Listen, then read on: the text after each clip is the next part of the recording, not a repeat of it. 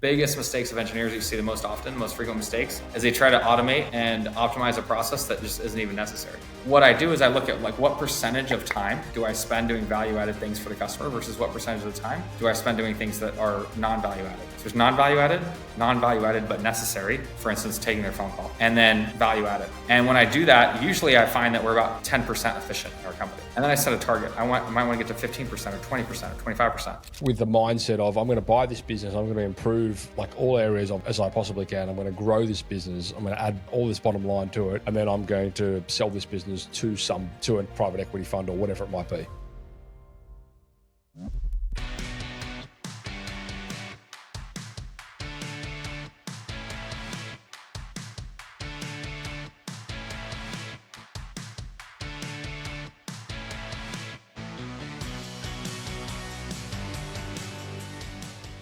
Tommy, welcome back to the show.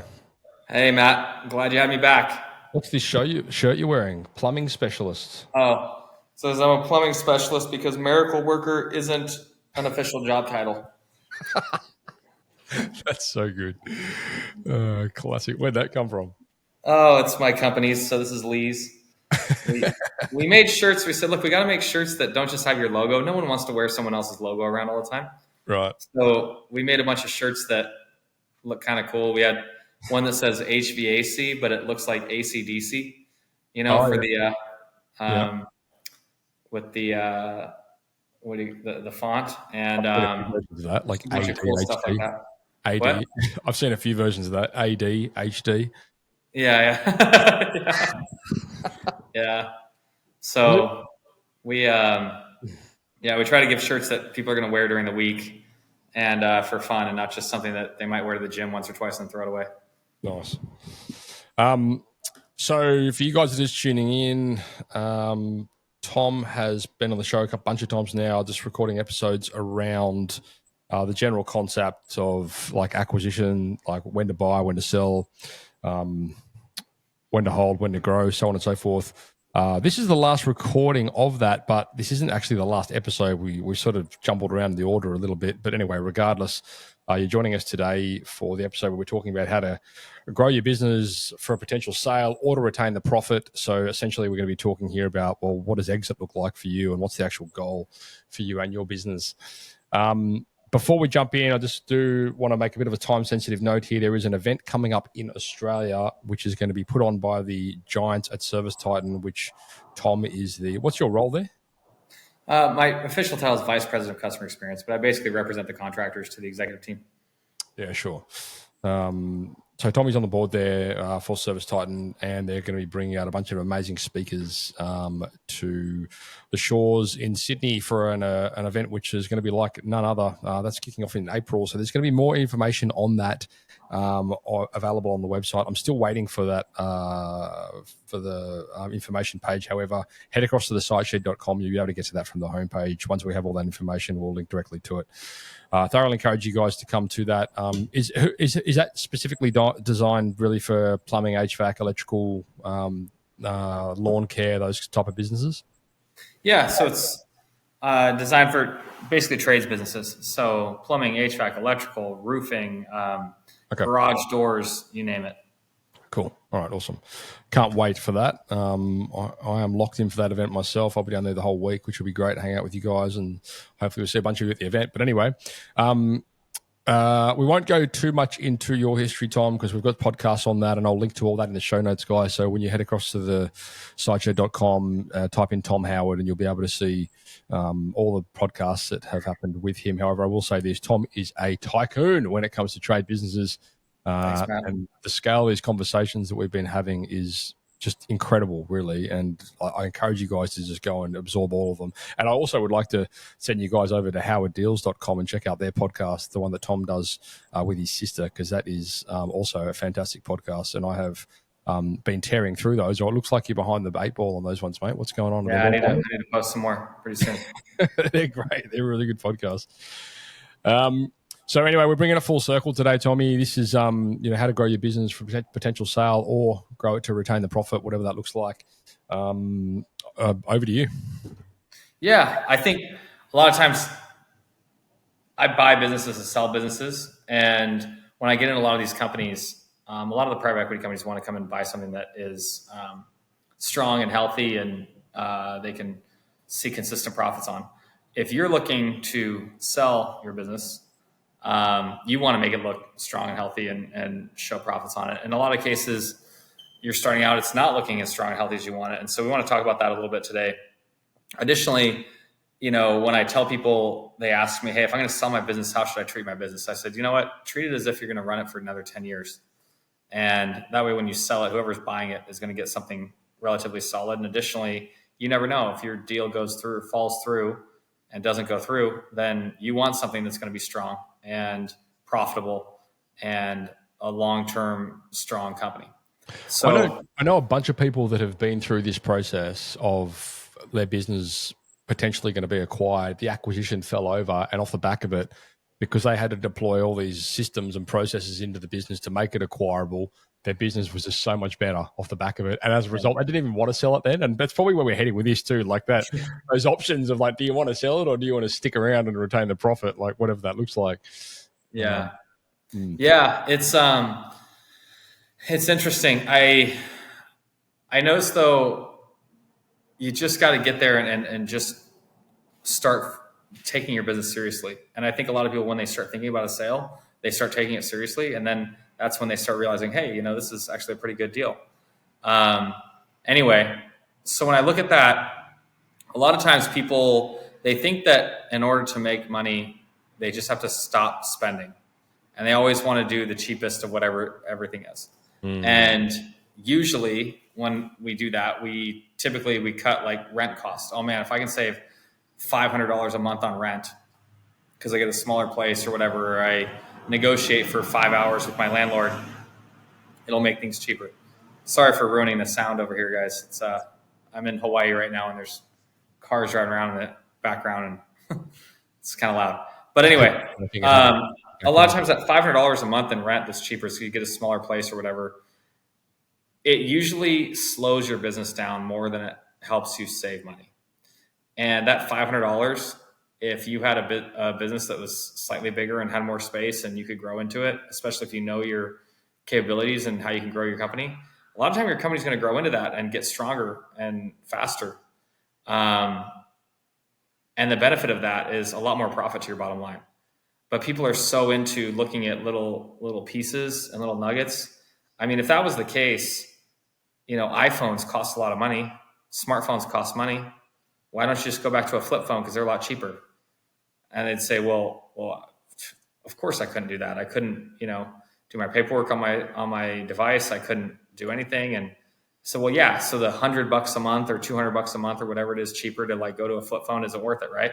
Yeah. Okay. Well, then there's also things like your building and how you're paying your people and everything else that in a lot of cases you should be willing to spend the money.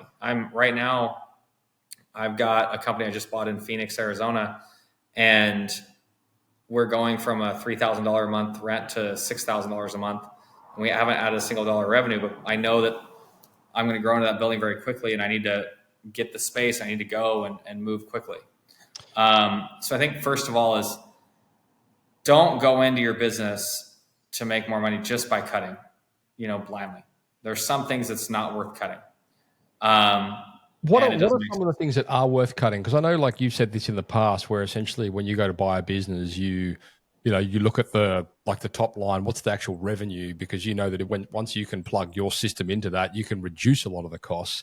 And we're kind of going through this a lot actually in the business at the moment, where we're looking at a lot of the tech stack that we're using and the seats that we've got for team members and all this kind of stuff. We're like, this seems completely unnecessary, and it's not a huge amount of money. Like I think we've worked out it's like, potentially saving $8,000 a year or something along those lines. But like in the grand scheme of things, I'm like, well, my motto's always been, let's not reduce, costs at the expense of the business performance. But then we're looking at this now and I'm going, so I think some of this stuff is just stupid. Like it's kind of led to this culture where people are like, oh, let's just add a seat and let's just get another tool and let's just do this and whatever it might be. So, yeah, a lot of these cost cutting measures, because when I go into businesses, I do cut a lot of costs, but they're not blind.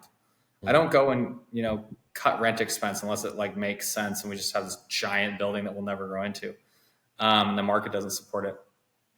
But I will go into a company and say, okay, well, a lot of times I'll buy 2 or 3 companies and I'll put them together and think, okay, I don't need 3 service managers. I don't need 3 general managers. I don't need 3 of each of those things. I can cut that expense.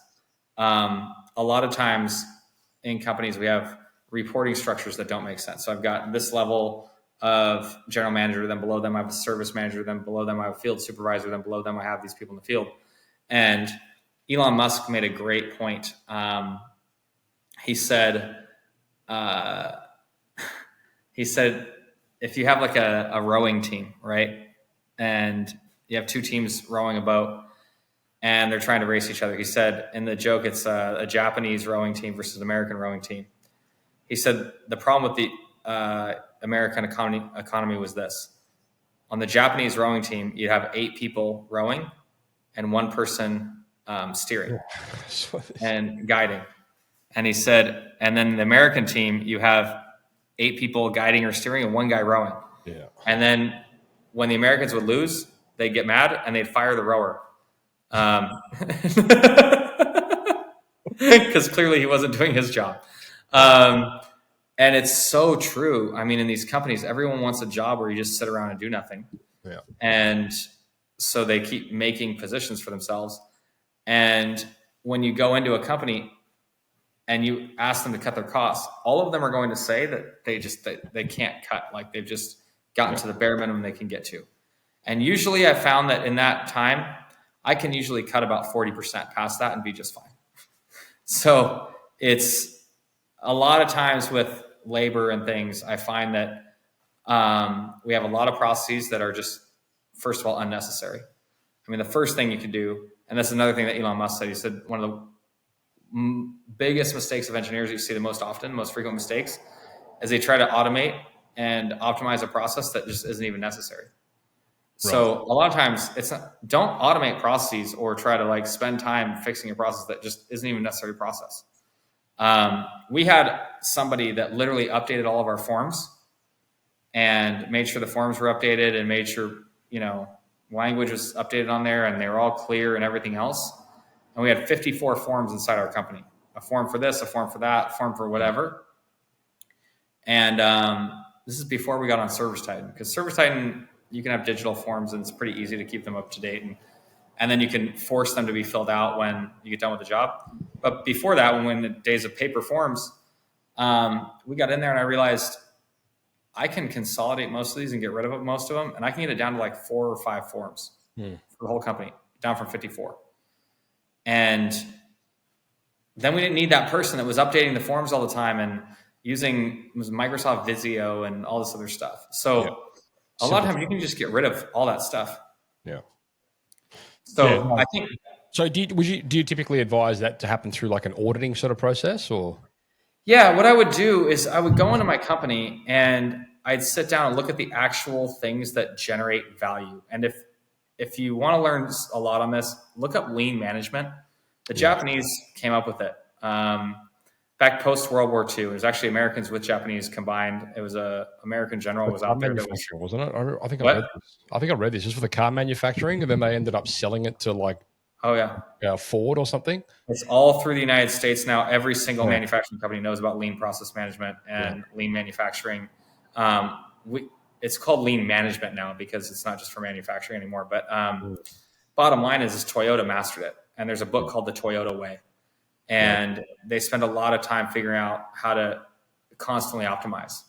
And one of the best things I can point out is that in the 1940s and 50s, a pit stop in a Formula One race took about 60 seconds, 63 seconds. And now it's like 2.5 is the world record.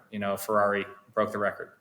And if I had gone to the people in the 1950s and said, you can get a pit stop down to like a couple of seconds, they'd say I was crazy. And it doesn't even matter the tools we have. The tools we have help, but it's the process and control and everything else and the way that they train has completely changed the way they do things. And the same thing can happen in your business. And what I found is that I look at in lean management, what they look at is say, look, find the value added jobs. Find the value added things that you do for your customer. And if you look at what you're doing, audit your process and say, okay, how much of my time is value added? Now, if, for instance, is filling out paperwork value added for the customer? No, they don't care what paper you fill out. Is driving to the job site value added? No, because the customer doesn't care if it takes you 2 hours to get there or 10 minutes. It doesn't add more value to them for you to drive longer, right? Like that process is all wasted. The only value added time that you're actually doing at the customer is actually repairing their system. It's not even talking to them. It's not collecting the money.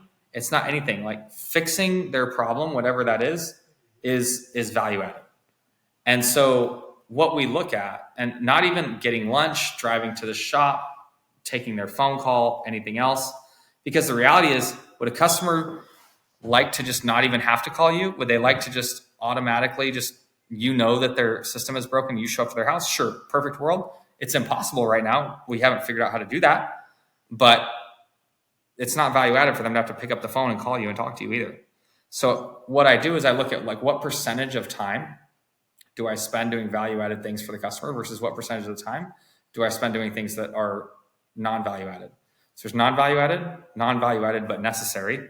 For instance, taking their phone call, and then value added. And when I do that, usually I find that we're about 10% efficient in our company. And then I set a target. I might want to get to 15% or 20% or 25%. You'll never get to 100% because there's things you have to do that just are not going to add value to your customer. But when you start looking at it that way, you start thinking about like, what things can I actually get rid of in my company that are non-value added?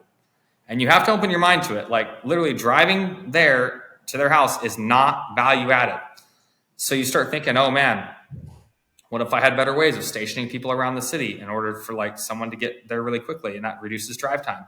What if I did, and bring your people in on the team. What I did is I paid a consultant to come in and work with us on it and teach us this process. And then they did an entire project with my team, which really cut like 45 minutes, 46 minutes off of our processing time to process a new install that's sold. And so when you get good at this, you can do it off the top of your head really quickly. And I can see it in businesses now. And it's just changed the way I think about my business. I'm guessing technology's played a large part in that. Technology does, but the crazy thing is some of them are very non-technological. Like what? So in lean management, they would tell you not even to do like things that are not tried and tested. Just go with technology that works and you can move forward with. Anyway, I'll give you a perfect example of this. We would have all of our guys come in at the end of the day and clean out their trucks at the end of the day. And is this a value-added thing for your customer? Absolutely not. Not at all. Does the customer care how messy your truck is? No. As long as their system gets fixed properly, they don't care how much time you spend cleaning your truck. Like that's on you. So I realized, wow, this is a big waste. And I'm paying my technicians, a lot of money to clean out their truck at the end of the day. And then in addition to that, it's usually on overtime, because usually they spent all day working their butts off in the field trying to get done. They come back, and then us as business owners, we pound our chest.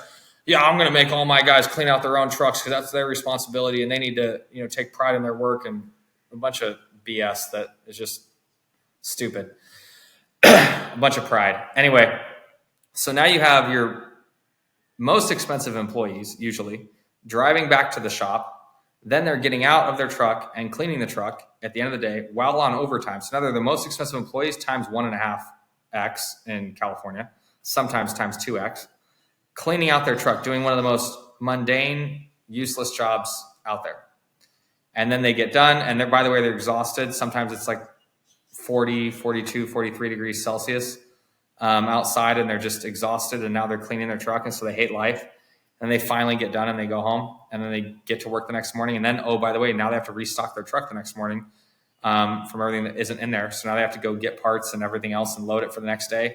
And it would take half an hour, hour and a half to get out of the shop. What I realized was all of that time, a couple hours a day, when you count the end of the day and the beginning of the day, was just non-value added. And I was paying immensely for it. So what I realized was this used almost no technology. I realized that the first thing was I was going to get a warehouseman that worked at night, and he would go clean everyone's truck at the end of the day. And I paid him almost minimum wage because it just wasn't necessary. So all of a sudden, my cost on guys cleaning out their trucks went cut by 90%. It's just because now I wasn't paying expensive laborers overtime and double time to get this done. I was paying a night person, and that was their entire job. And this person's job didn't start until 4 o'clock in the afternoon. And then he would work until 11 o'clock at night. And so he would get all that done and get the trucks clean and everything else. And sometimes fuel them up. What? Restock? Yeah. So let me get to the restock thing. At first we were having him restock, but then we realized a new process. And we did this with one of our suppliers. I realized that in order to, and this is an air conditioning and aircon company, my largest one, Lee's, we realized that all the parts and pieces that we needed on an install, I could get into one large bin. Everyone lies and says, no, there's so many different parts I could have. I'm going to need like 5 bins to fill it all up. No, when I do an analysis, I really realize I can fit it all into one bin. And it has every size fuse that you might need, 3 of each one. So if you have like a 3-phase, system, you got 3 fuses, but every size. It's got all different PVC fittings that you might need. It's got iron pipe fittings that you might need for the gas line. It's got fittings for your refrigerant lines and everything else. It's got 2 different size fuses. I have a 40 amp and a 60 amp. What do you call it? Disconnect box and everything else that you put your fuses into. So you get the 30 amp or 60 amp box, then you pick the right size fuse of, you have a 30 amp system and it says, okay, max fuse size is 20 amps. You have the 20 amp fuse, put it in a 30 amp box. You throw it on the wall. And anyway, it's got a thermostat in it. It's got everything that you would need for an install.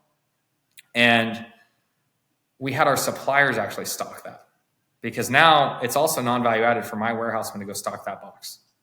So I would tell my suppliers, if you want to do business with me, you stock this box and I will only use you as my supplier in return. Then what we would do. Does that box live on the truck? Yeah. So let me get to that. So they would have 3 sets of boxes. So if I had 10 install crews, I'd have 30 boxes. Right. And they're the Rubbermaid, plastic bins basically. And what would happen is that at the supply house, they would fill them with stock. And when they fill them with stock, they would shut the bin and then zip tie the top closed. There's holes on either side of the top of the bin, and you zip tie them through the bin. That way we know it's not used. Now you'd have 10 boxes in the field, 10 boxes at the shop, and then 10 boxes getting restocked at the supplier. Well, what happens is at night, during the day, the guys use stuff out of the bin that's on their truck. At the night time, the warehouse guy goes, he takes a piece of tape, puts it on top of the bin, and then writes the job number that's in Service Titan on the top of the bin with a marker on that piece of tape. And then takes that bin and sets it off to the side in a pile. Now, we have a vendor managed inventory, so now we have a supplier at our shop, but at the time we did not. And so we just put them in a pile off to the side, and the vendor would come pick those bins up. In the meantime, that night, the warehouse guy would take a new one that has zip ties on it and put it on the truck, and it doesn't have any tape, no job number. And so that was our entire restocking, was take the old bin off, put the new bin on, and then take the old air conditioner off and put the new air conditioner on. And that's it for the next day. And so we would take that guy to restock it, take him, a couple of minutes, literally just open the back of the truck, take the bin out, put the new bin on. And the guys in the field loved it because it really cut down all the clutter in their truck and everything else. And it was just for that job, they could use anything they wanted in that box. Now, when that box got delivered back to the supplier would count everything that was used and then restock the things that were used and then only charge us for the things that we used. And then they would bill us on that job number so we knew exactly which job it went to, and we got the bill within 48 hours so we could do all of our job costing. And then, so these would cycle. Like I said, there was 10 bins at the supplier getting refilled, 10 bins on the trucks, and 10 bins waiting for that night to be the next one going through. And they would just keep recycling them over and over and over again. The crazy thing is, once we got this done, the company Google, my best friend worked at Google in their supply chain. He stole this idea and implemented it at Google. Google has over 50,000 air conditioners under management. What? Yeah. Yeah, I guess. Switch gears and everything else for all their cooling systems, for all their servers and everything else. So they have way more than we do. And he won the Feat of Engineering Award at Google, which is one of the highest awards you can get. He was able to win a free trip to anywhere he wanted to go in the world I with hope he Sergey flipped Brin you. on his private plane. Got to take his family and everything else. So he stole the idea and won this amazing Son Feat of of a bitch. Engineering Award at Google. And you What? and that son of a bitch. Yeah, I was happy for him. I thought, great. He actually came to my shop, took pictures of the bins and everything, and it was an awesome thing. It really saved a ton of money. But for us, this whole process drastically reduced our cost on our jobs, our cost to our company for restocking and unstocking. Now, when our guys get to the shop, they get in, they do a stand-up meeting with their manager, and their manager talks to them about what to do for the day. Then the guys walk out to their trucks, get their keys, get in the trucks, and drive away. There's nothing else. They usually grab a cup of coffee and talk for a couple minutes and have fun. They're gone within 15 to 20 minutes from when they get to the shop. And it used to take sometimes, if just watch in your company, there will be people there an hour after you've been there, still people that haven't left the shop yet, hour and a half sometimes. And you're just going, what in the world are you doing? And everyone's different. And please don't tell me, oh, I'm a plumbing company, I can't do that. Because there are ways to handle this for the plumbing company. There's always things to do, because I've got plumbing companies as well. And don't make excuses. I always say this, like, people that excel at making excuses very rarely excel at anything else. They just constantly make excuses for themselves. So I'm guessing, I mean, this is one of, like, I guess many initiatives that have no doubt been thought up, deployed, and been operational within all the businesses that you've bought and sold and operate. But I guess, in the interest of building a business that can be potentially sold, like, you're developing a system here, which is streamlining operations, right? Basically, if you're to summarize, like, how do we always do something a little bit better? So when somebody comes along to look at this, they go, holy shit, that's genius. Let's buy that.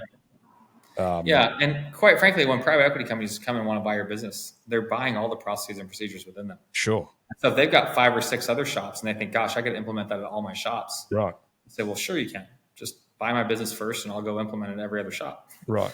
And guess what? That increases the profitability of their other shops as well. Yeah. And this is just one of many things.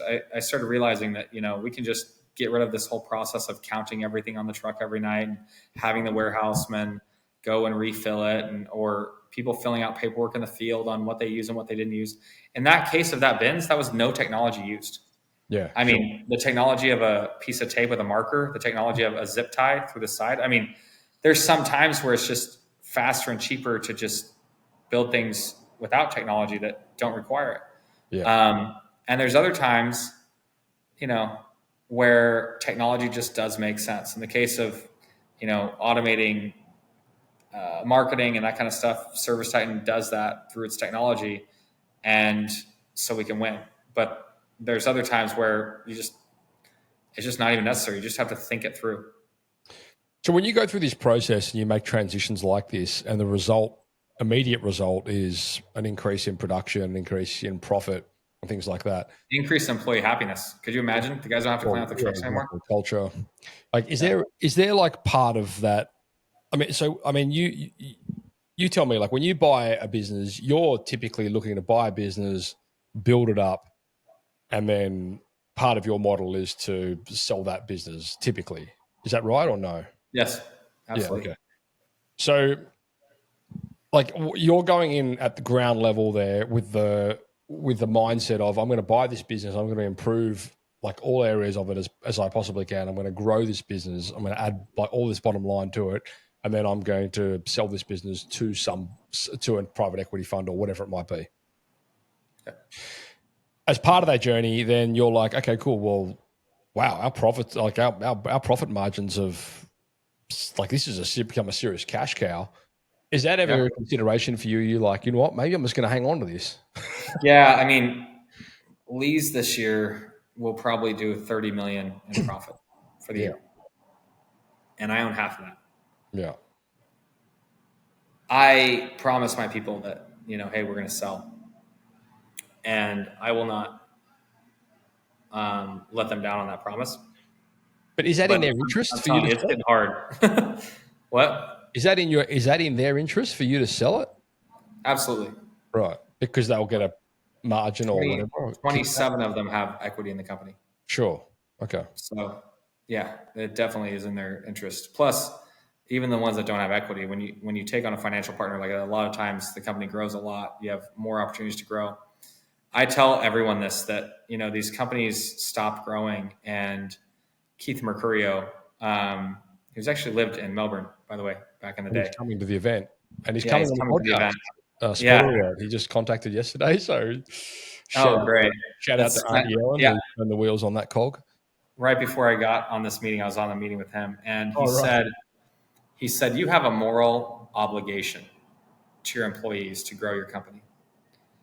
And the reason is because you left your company, whatever company you're working for, because you wanted growth in your life and freedom and everything else. And you did that so you could have those things. You left and went on your own to make your own business. Now you have employees, and they want the same things you did. Guaranteed. Growth, potential, freedom, everything else. And if you're not in a growing company, it is extremely hypocritical of you if you think they should stay working for you when your company is not growing and developing and getting bigger. You can't expect them to stick around. And if you do, you're a hypocrite. I guess what I'm trying to get to though is like, is it in their interest for you to sell the business, or is it in their interest for you to retain the business and then to keep having a job there? If I sell the business, almost all of them will continue to have jobs there. Right. There's not a single private equity person that wants to come in and buy a business and start rolling up their sleeves and digging trenches. But I mean, what if they go buy a business or they amalgamate two businesses, and as a result, there's a whole bunch of job, cut. Like this is basically what you do with smaller businesses when you amalgamate them. Yeah. Like, I mean, there's a when that short-term happens, long-term payoff, right? when that happens, the employees that are your top level employees will get bigger opportunities because now they're overseeing two companies or two divisions or whatever else, twice the amount that they did before. The lower level employees that don't perform as well generally lose jobs. That's true. Right. Yeah. And there's some exceptions where you have a high level employee that's hardworking and really good, and they lose their job because it's just no longer necessary. But those people will have a job within 2 days. Like those people don't even leave my parking lot before they have another job because they make one phone call and that's it. They're going to have another job. Right. So what generally happens when you have private equity buy you out is that your top level employees get more opportunities, get higher amounts of money, get offered equity in the company, get all these opportunities. And the low level employees generally don't. And I don't have a problem with that at all. I want my top performers to get the absolute best opportunities they possibly can at all times. And I think they deserve it. So if you were to take it back to the businesses that you ran in the early stages, which, I don't know, were they more for profit retention and like as a cash cow to invest into other businesses and things like that? Or was it always for you, I want to sell this business on this date? Like, is that how it looks? Well, when I first got my first business, I just wanted to like not go bankrupt. That's pretty much the only thing. By the way, I just got a call coming in from Australia, +61 area code. So I don't know. Just hang on. Probably Scott. I don't know who it is. If it's not Scott, it's definitely not showing up as his name. Anyway, I was just trying to not go bankrupt when I got my first business, and trying to feed my family and everything else. When I started getting better at it, I started realizing, hey, every time I buy a business, I should have an exit plan before I get an entrance plan. If I'm going to buy it, I want to know how I'm going to get out before I ever buy it. And then when I buy it, I got to start planning okay, how do I get through this? So, and for some of you, your exit plan may be to pass it on to your children. Some of you, your exit plan may be to pass it on to your employees, whatever that is. I mean, we talked about that in the last episode, didn't we? Well, actually, no, hang on. Yeah. No, we talked about that in the next episode. Talk about it past tense in the future. Real Star Wars on you guys. Yeah, it's exit plan doesn't necessarily mean selling to private equity. It doesn't mean that kind of thing. But the truth of the matter is you have to have an exit. If you don't think you need an exit, I've got news for you. The 8 billion people on this earth, 100% of them are going to die at some point. And pretending like that isn't going to happen is a joke. And it's amazing to me how many people are sitting there 50 years old and still haven't thought about what their exit plan is. You don't know. You could go out tomorrow and get hit by a bus and that's it. It's game over.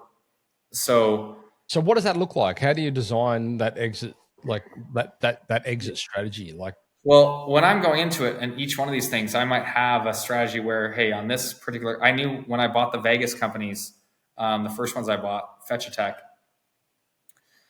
it was a few companies that I put together, and keeping you awake here. sorry, I needed to make sure that I said, hey, I want to sell this within a year and a half. I really want to sell it within a year. We had it for about 16 months. We spent 12 months just really kicking butt and trying to raise profit and selling it. And we did really well on that one, but we had a plan. And so it just makes sense. Other ones, I know it's going to take me longer or have more potential. I'm just making a plan on each one of those one at a time. The one that I have leads that I'm, going to market with this year, I've owned it for 12 years now. Now, I didn't have a plan going in. That was the one that I got when I was young and just trying to stay alive. Right. That's what I'm getting at. So you didn't have a plan. You developed a plan. Yeah. So at which point did you develop that plan to go, okay, this is going to go from like survival, if I want to go bankrupt, into, hang on, this is a cool cash cow now, into, okay, now I want to sell this thing. Yeah. Yeah. And a lot of the other ones, like the Vegas ones, I had an in and out plan. The Phoenix, LA, those I had an in and out plan. All of them now, any of them, I want to know, when am I getting in? When am I getting out? What's this situation? And all of the stakeholders are on the same conversation there. They all understand this is the goal. I'm going to buy this business. This is what exit looks like.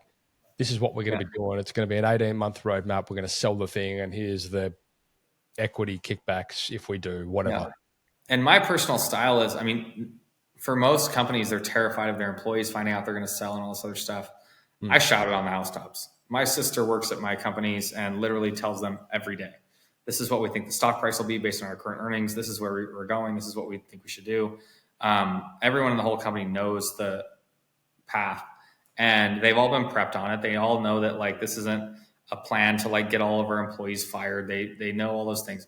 If you don't talk to your employees about it, they will start thinking about these things. They will figure it out. They will all start getting terrified. And because they don't know what the reality is, they'll make up their own reality, and it's way worse than what reality really is. And so they start bailing and jumping ship, going to all these other companies, quitting their jobs, whatever. It's just terrible. Where I know that I'm in the minority on this, but literally everyone in my company knows. Gettle knows too. When Ken Goodrich sold Gettle, he said we'd have 1,000 days. And so it's basically 3 years. We said I have 1,000 days from the time we get into the time we sell, and this is how we're going to do it. And they worked really hard for that 1,000 days, and then sold for $500 million. Wow. Yeah, it was pretty impressive sale. So when I look at that now, and so with my employees, they all know we're going to market in August. This is what we have to do to get there. That's how we're going to, work and what we're going to do. And that's just the way it is. Amazing. Cool. Well, look, I think we've pretty much wrapped it all up. Is there anything we've missed? I don't think so. What advice would you have based on your experience of exactly what you talked about with Lee's, where you started, you built the business, you went through the different stages of, I suppose, like you said, survival through to growth, and now into, okay, now we're going to sell it.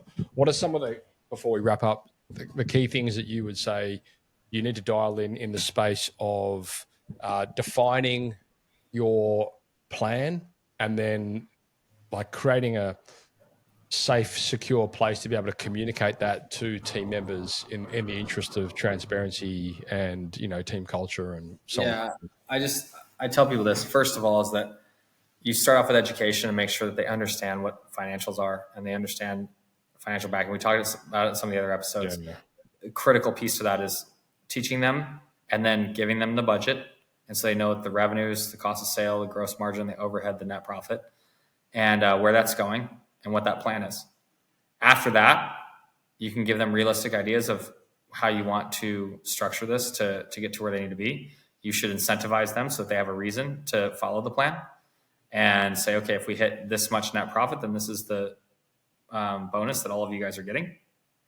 Additionally, If you want to, and your plan is to sell the business, then tell them, by the way, here's what we want to do. We want to sell this business. I would incentivize for them for that as well. Give them a small percentage in the company so that they have an incentive to get to that point. They can have a realistic idea of what they can make if they hit that as well, and then execute on the plan. Don't go into this thing with just telling them that you want to sell and everything else like that. I mean, there's just so many things that they're going to be thinking in their head that's so out there, and just bring them in and tell them the reality of the situation. This is what it is. But don't do it without educating them. That's just one of the worst things you can do. You can't control the narrative at that point. Their minds are going to be spinning. Then they're going to go home to their spouse, and their spouse is going to say, this is crazy. I can't believe you're doing this. And you need to go find another company. And I can't be having this lack of security in my life and everything else. And so you want that all contained, and that way. And then who cares if they find out that you're selling? Someone tells them, they say, yeah, I know. I'm excited. I'm going to make X amount of dollars. I mean, at that point, your company's pretty much bulletproof, because nobody can come in and scare them away into leaving because you're going to sell. Yeah, awesome. Mate, thanks so much for your time. I know you've been very generous over the last couple of months with all this amazing wisdom you've been sharing with us, and on behalf of the listeners, I just want to say thank you so much. And I mean, we're all looking forward to getting to know you a little bit better out in Sydney in April 2025. For you guys, again, if you're April 2nd through the 4th. 2nd to 4th, yep. So it's going to be based in Sydney. Details will be on by the time you see this episode, there will be details on the landing page, on the homepage for the siteshed.com in relation to that event. And you're probably going to hear a few ads and stuff coming out on the podcast and things like that looking forward. But anyway, look forward to seeing you guys there, and definitely look forward to meeting you in person, Tommy, after all this time we've spent together. I feel like we're brothers from different mothers. Yeah. Thanks, Matt. I appreciate it. All right, awesome. So for you guys, hopefully you got some good takeaways from that. I'd love to hear some of your thoughts and feedback in the comments. And otherwise, we'll catch you in an upcoming episode. That is a wrap. Site Shedders, I have an amazing time-sensitive announcement that you need to hear. On April 3 and 4, 5 of the USA's most accredited and accomplished trade business experts are bringing their expertise to Sydney to teach you how to build, run, and even exit your trade business in an exclusive world-first 2-day event. You're going to get to meet and hear from Tom Howard, who built one of his many businesses from 1.4 million to 140 million and is now preparing to exit. You're going to meet Ismael Valdez, who went from 0 to 30 million exit in 1 year, and he's done this repeatedly. We're also going to hear from world-renowned experts Ellen Raw, Catherine Elizabeth, Keith Mercurio, and our homegrown plumberpreneurs Scott and Vicky Owen from Network. For the VIPs, Thursday will include a tour of Sydney-based Network Plumbing's HQ, which is currently about 40 million revenue. There's going to be a nail down your financial goals workshop with Ellen Raw and Tom Howard, followed by an amazing Sydney Harbour cruise. On the Friday, you're going to learn from the best in a jam-packed day with sessions from Keith Mercurio, Catherine Elizabeth, Ellen Raw, Ismael Valdez, and Tom Howard, who are all leaders in their relative fields. And if any of you, like me, have had the privilege of attending any trade-specific conferences, trade shows, seminars in the USA, you'll know what I'm talking about. There is simply nothing like these events. They are life-changing. And if any of the following points relate to you, you need to make sure you attend this event. You want to learn how to grow your home service business from 1 mil to 10 mil, or from 10 mil to 100 mil. You want to overcome the mental roadblocks that are holding you back from reaching your dreams. You want to learn how to budget and become a first-rate financial manager in your business. You want to learn the formula on how to start, grow, and sell a trade business. You want to network with the best in the business. You want a tax-deductible excuse to work on you and your business in one of the most iconic locations in the world. So if that all sounds good, head across to the siteshed.com, scroll down and click on the link to the World of Titans event and register you and your team. And I'll be seeing you there on April 3 and 4. Now, this is a very exclusive event. There are only limited seats available to this, and I can tell you now it's already half sold. So if you want to come to that event, make sure you get in quick. Don't muck around. I cannot guarantee there's going to be seats available for long. So it's April 3 and 4. Head across to the siteshed.com and make sure you register for that event. See you there.